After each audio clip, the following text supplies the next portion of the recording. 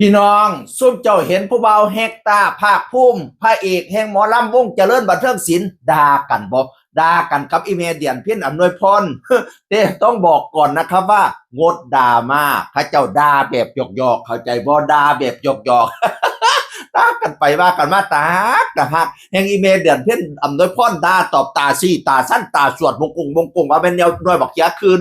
กูผู้เบาแฮกตานี่แหละไปว่าแล้วก่อนพี่น้องเอ๋ยโพดมาสมัยผู้เบาแฮกตาพระเอกแฮกตาเราโพดไปจังสี่ล่ะงดดราม่านะครับงดดราม่าเด้อเมื่อนี้เนื่องจากสถานที่ตั้งเวทีบังคับเลยมีโอกาสได้นั่งแต่งหน้าตรงหน้าเวทีขอติในเด้อครับไผเสียงดีเสียงไหลผมได้ฟังปั๊บคือทุกโชว์โอเคนักร้องไหลลื่นมาสะดุดตรงเปิดโตเดียนเพ่นอำนวยพรคือมันบ่ไรครับบอกตามตรงเพ่งร้องเพ่งกะไหลเพ่งกะเก้าคักเฮ้ยมองเบิงศิลปินจักอันใดกองสุดจักอันใดเดียนเพ่นละคือกันไปเบิดฝากคุณยศกรวงสุรีคือหัวหน้าก่อนเสียก่อนเจ้าของวงควรลดเด้อหัวหน้าก่อนควรลดเมดเลย์ของศิลปินที่บ่ดังลงอีกนิดและเพิ่มโซ่สุดยิ่งใหญ่อลังการของศิลปินที่กำลังมีชื่อเสียงโด่งดังทั่วฟ้ากองนภาแฮกตาภาคภูมิบ่เนาะพระเอกแฮกตาบอกบอดก่อนพิจารณาด้วยนะครับขอบพระคุณมากครับประสันมานะแล้วก็รูปอีเมลดวดเด่นเพ่นใส่สุดสีม่วงพี่น้องเอ๋ยกลมมุกปั๊กดีให้มาอีเมเดียนเพ่นมาเสียงกะไหลเพ่งกะเกาคักจักอะไรกองสุดจักอะไรเดียนเพ่นวาสันมาอีเมเดียนเพ่นลงมาจากเวทีให้เจ้าก็เปิดโพสอันนี้ให้เราเบิ่งเล่าศูนย์ไหลอันตาสวดมงกงเทิงเกียดเทิงศูนย์เทิงมาบักจอยบักเฮกตามึงมามึงดังหลายเนาะพันอามาตันบักผีบ่อยากบักผีบ่มีสันบักลูกพ่อแม่บ่ฮักกินตับกินปากแล้วปล่อยไปเบิดแล้วสูงคือสิว่าคักเนาะบักต้อยมันสนะจักอันใดของสุดจักอันใดเดียนเป็นธรรมดากูคักแท้เห็นกูเป็นหยังซะละ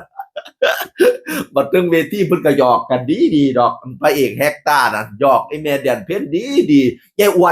นว่าซั่นไอ้แม่เดียนเพิ่นน่ะนะว่าแล้วเสียงไหลร้องก็ร้องเพลงเก่าพันว่าโอ้ยเพลงเก่าจังไดเพลงอีแมนเป็นอมตะกระดอกก็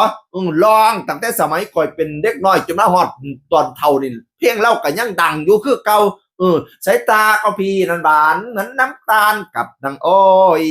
หรือว่าสิเป็นอะไรอย่างก็ฉันคอยรู้ไหมฉันคอยชาติหน้าค่อยพบกันค่อยพบกันนะพระแฮกตาภาคภูมิชาติหน้าค่อยพบกันนะมีแต่ก่อนดังๆพี่น้องเอ๋ยอันเป็นราชินีหมอลำในยุคนั้นก็ว่าแมนผู้ใดสิดังซ้ำเล่าสมัยนั้นน่ะพี่น้องเอ๋ยโอ้ยสาธิตกับเดียนเพ่นดังกูกันลองซอ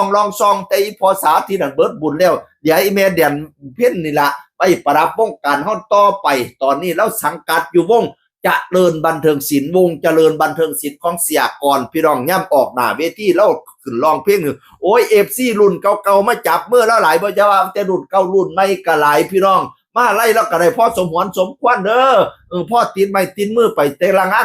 นน่ะพี่น้องเอ๋ยเป็นดาวข้างฟ้าอย่าไปหาว่าเนาะตะพืชปะนั้นงดดราม่าเด้อเขาเจ้าหยอกกันเด้องดดราม่าเด้อแฮกตาภาคภูมิแล้วก็บอกอยู่ว่างดดราม่าพนาวานานามาสะดุดตอนโซ่เปิดตัวเดียนเพ่นเอาด้วยพรมันไม่ได้ครับบอกตามตรง